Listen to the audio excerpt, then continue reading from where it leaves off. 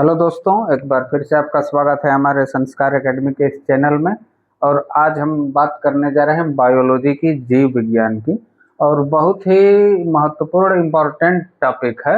गुणसूत्रों के बारे में हम बात करेंगे। गुणसूत्रों की क्रियाविधि, मैकेनिज्म ऑफ क्रोमोसोम के बारे में बात करेंगे। और ये वीडियो जो आपका जाने वाला है, ध्यान से देखिएगा। गुणसूत्रों के बारे में एक जगह से इतनी सटीक जानकारी आपको काफ़ी हेल्पफुल होगी, क्योंकि ये अलग अलग पार्ट में तो कई चैप्टर में धीरे धीरे समझ में आ जाता है, लेकिन एक जगह से इतना कुछ समझना, हमने इसको समेट के और आपके लिए लाया है। खासकर से 12th के लोगों के लिए, बहुत जो बायो पढ़ रहे हैं उनके लिए काफ़ी बेहतरीन होने जा रहा है। पहली बात कि गुणसूत्र होते क्या हैं, और ह्यूमन गुणसूत्रों की बात करेंगे। जो ह्यूमन में क्रोमोसोम पाए जाते हैं उनकी हम बात करेंगे। तो एक चीज याद रखिएगा कि ह्यूमन के अंदर 46 क्रोमोसोम होते हैं। कितने? 46 गुणसूत्र होते हैं। इसी को क्रोमोसोम भी बोला जाता है। 46 गुणसूत्र होते हैं, और ये 46 गुणसूत्र होते हैं जो वो जोड़े में होते हैं, सिंगल नहीं होते, वो ऐसे जोड़े में होते हैं। ठीक, एक जोड़ा ये, दूसरा जोड़ा ये चीज याद रखिएगा। अगर एक गुणसूत्र की बात हो रही है, पहले गुणसूत्र की, तो वो इस तरीके से जोड़े में होते हैं। और जब इनका विभाजन होता है तो कुछ इस तरीके से इनका विभाजन होता है। इनका विभाजन इस तरीके से नहीं होता, ऐसे होता है। जब जनन की प्रक्रिया में गुणसूत्र ट्रांसफर होते हैं आने वाली संतति में, तो गुणसूत्रों का विभाजन इसी तरीके से होता है। तो एक गुणसूत्र हो गए और गुणसूत्र के दो जोड़े। तो बेसिकली कहा जाए तो ये जो 46 गुणसूत्र हैं वो 23 गुणसूत्रों के जोड़े होते हैं। 23 जोड़े होते हैं। किसके? गुणसूत्रों के 23 जोड़े होते हैं। अब इन 23 में जो 22 गुणसूत्र होते हैं आपके, 22 मतलब 1 से 22, इनको कहा जाता है कायिक या अलिंग गुणसूत्र। ये मेल और फीमेल दोनों की बात हो रही है। कायिक या अलिंग गुणसूत्र मतलब जो गुणसूत्रों में बेसिकली डीएनए होता है और जीन होते हैं। और ये जीन और डीएनए तय करता है कि हमारी आंखों का रंग कैसा होगा, त्वचा का रंग कैसा होगा, बेसिकली हाथ का आकार कैसा होगा। जितने भी कैरेक्टरिस्टिक हमारे बॉडी में आपको दिखती हैं वो गुणसूत्र तय करते हैं। तो 1 से 22 जो हैं, ये शरीर की क्षतिग्रस्त कोशिकाओं के निर्माण में काम आते हैं या शरीर के विकास में काम आते हैं। 23वां गुणसूत्र जो होता है, 23वां गुणसूत्र मेल और फीमेल दोनों की बात कर रहे हैं। मेल और फीमेल दोनों में इसको लिंग गुणसूत्र कहा जाता है। और ये जो लिंग गुणसूत्र है बेटा, ये सेक्सुअल रिप्रोडक्शन में काम आते हैं, दोनों के, मेल के और फीमेल के। 1 से 22 दोनों के कायिक गुणसूत्र। कायिक मतलब काया, काया मतलब शरीर। शरीर, खुद के शरीर से संबंधित गुणसूत्र जो होते हैं उनको कायिक गुणसूत्र या अलिंग गुणसूत्र कहा जाता है। ये 22 होते हैं। 22 जोड़े मतलब 44 गुणसूत्र। 23वां गुणसूत्र जो होता है ये सेक्सुअल रिप्रोडक्शन में भाग लेता है। तो फीमेल में ये दोनों एक्स और एक्स होते हैं और मेल में एक्स और वाई होते हैं। ये चीज याद रखिएगा। इसका अगर चाहे तो स्क्रीनशॉट ले लीजिए। इसकी हम मैकेनिज्म पे जा रहे हैं, इसकी क्रियाविधि की, ये काम कैसे करते हैं। इतना क्लियर?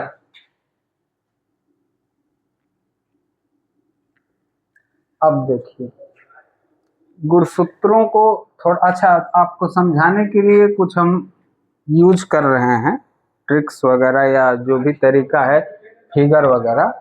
तो इसका ये मतलब नहीं कि इसको सीधे सीधे आप लोग एज इट इज उतार दीजिएगा, क्योंकि हर चीज़ें, कुछ चीज़ें समझने के लिए होती हैं, चीज़ों को इजी बनाने के लिए होती हैं।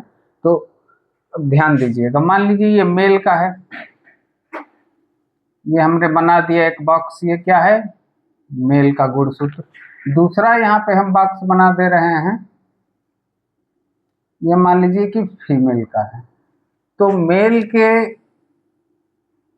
मान लीजिए ये पहला जोड़ा हो गया गुणसूत्रों का, ये पहला जोड़ा। ये दूसरा जोड़ा, ऐसे करते करते 23वां जोड़ा। क्लियर? ऐसे करते करते ये 23वां जोड़ा, ये 22 तक जाएगा, 1 से 22 तक, और ये 23वां। ऐसे ही फीमेल का होगा, ये पहला जोड़ा, ये दूसरा जोड़ा, ऐसे करते करते ये चला जाएगा 23वां जोड़ा। अब दोनों में अंतर, ये मेल का रहेगा तो दोनों एक्स और एक्स ही रहेंगे, सॉरी एक्स और वाई रहेंगे। फीमेल का रहेगा तो दोनों एक्स और एक्स ही रहेंगे। अब ध्यान दीजिएगा, अब कहानी शुरू होती है गुणसूत्रों की। ये काम कैसे कर सकते हैं? तो गुणसूत्र जो होते हैं बेटा, ये पहला जो देख रहे हैं, पहले गुणसूत्र के दोनों जोड़े, पहले गुणसूत्र के दोनों जोड़े, पहला जोड़ा दूसरा जोड़ा, एक जोड़े में है ना। वैसे ही फीमेल के पहले गुणसूत्र के, इसकी बात करें दोनों जोड़ों की, ये जो जोड़ा होता है गुणसूत्र का, पहले नंबर का दूसरे नंबर का, अलग अलग जोड़ों की बात हो रही है। अब पहले नंबर के दोनों जोड़े क्या होंगे?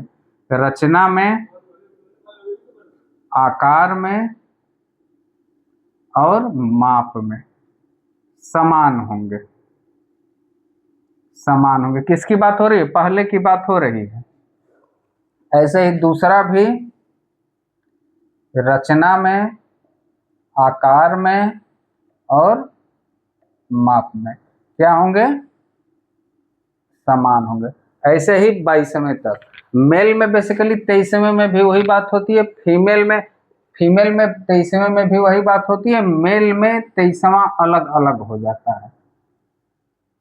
रचना में, आकार में, माप में समान कौन होता है?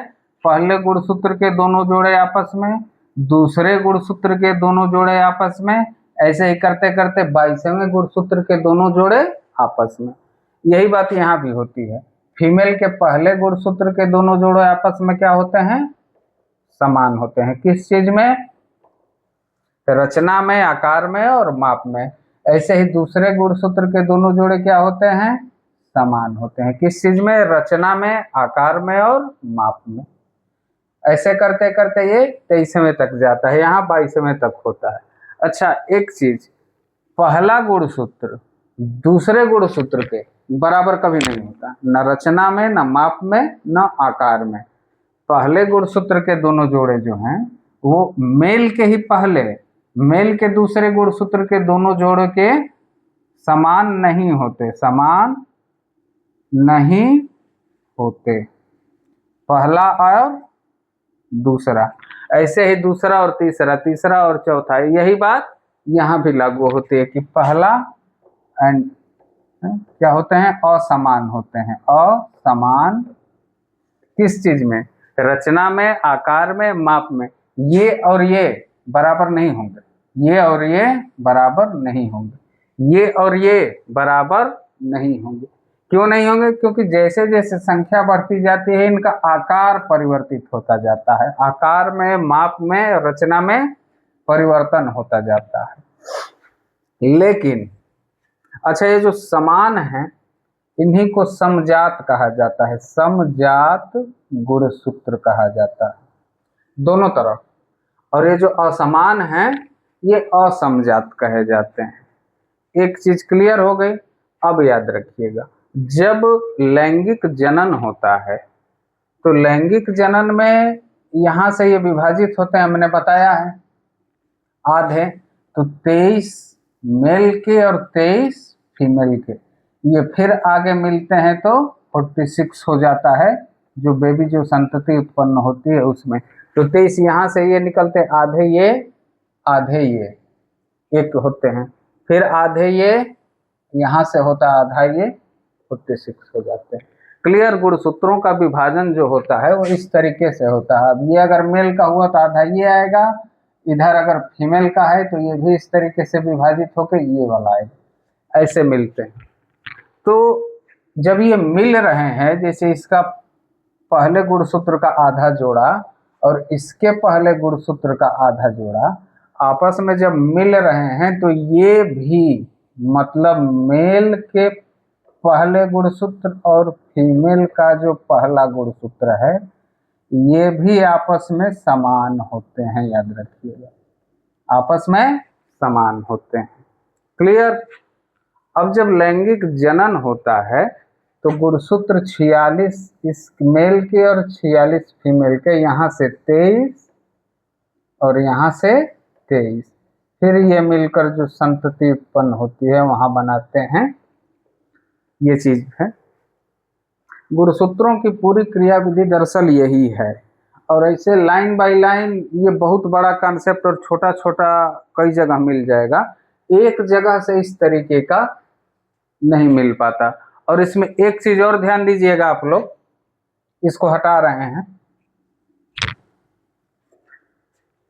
पहले से 22वें गुणसूत्र में जो विभाजन होता है, याद रखिएगा ध्यान से, गुणसूत्र में समसूत्री विभाजन होता है, समसूत्री विभाजन। और 23वें गुणसूत्र में अर्धसूत्री विभाजन, अर्धसूत्री विभाजन। ये अंडरलाइन कर लीजिएगा और याद रखिएगा, पहले से 22वें में समसूत्री और 23वें में अर्धसूत्री। अर्धसूत्री विभाजन मतलब जनन की प्रक्रिया, समसूत्री विभाजन मतलब शरीर की कोशिकाओं की रचना में वृद्धि, क्षतिग्रस्त कोशिकाओं के निर्माण के काम में आता है। तो आज के लिए ये बायो का इतना टॉपिक हमारे ख्याल से छोटे में है लेकिन बहुत बेहतरीन है, और इसको आप लोग देखिएगा जरूर। मिलते हैं फिर अगले क्लास में।